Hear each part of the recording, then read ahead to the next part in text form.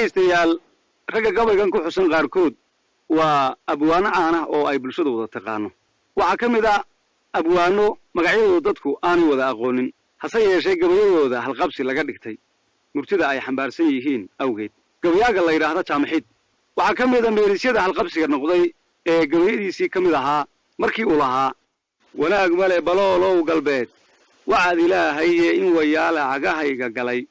waan ogsoonahay halka wiilka iyo waalidkiiyo warasadaad joogto wadankaaga caydiisu waa waaran ku qoran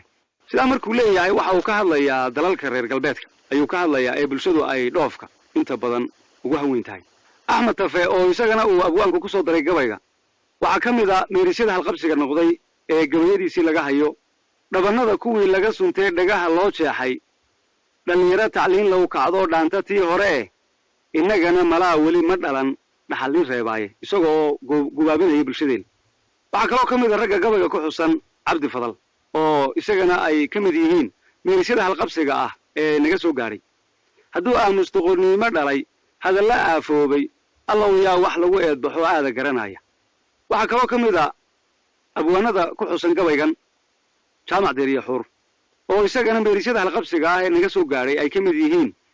adduunka had labadiisa gelin waana la hubaaye maanta faqiir loo hojiyaa hodorna deegaayta laga hooriyaa geeda hadoodilanay hal galgalatay waxa looga dhigay yaani noo harin markalena wakiilaha 60 nin ay u fooftiyo niman layli reeranaynin nin 20 wiiliyo niman wali lamaanaanin laaleys nin fuuliyo ninkii lagu ku rooraya kul hadaan inaba laasan waxa u laacaya maxaan kaga lurmoodaa adduun lumaye weeyaan waxa kaloo ka mid ah abwaanada ku xusan gabaygan ciise cigalle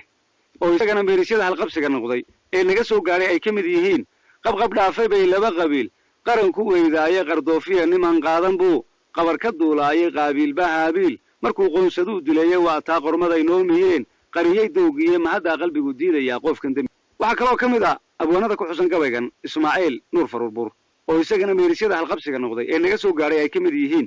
wuxuu yiri tagaabi Allah laga helaa taliya miisaane tooq weeye aadmiga ninkii tacab ku faanaayay tuulaha magaaliya miyiga teeya lagu malo haddii aan mid uun tagi lahaa tii kala maqan taban taabaday laba gacmood tamarku yeeshaan tiska waxa la qaadaa markay tiirisaa bidixii hadday midigtu kali taagan tahay taarma goyseen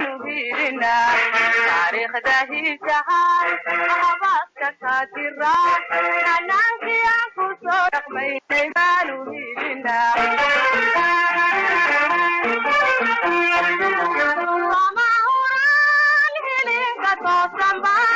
dalinta horgala mahagrane